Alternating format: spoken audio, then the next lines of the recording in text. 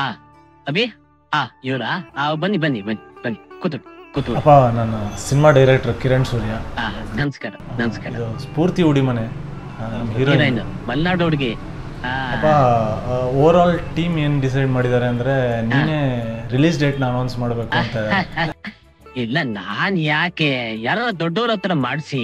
As A fan ನಾನು ನಿಮಗೆ so ಅವತ್ತಿಂದ ಒಂದು ಕನಸಿತ್ತು, ನಿಮ್ಮ ಕೈಲೇ ನಾನೊಂದು cinema first release date announce ಮಾಡಿಸ್ಬೇಕು ಅಂತ.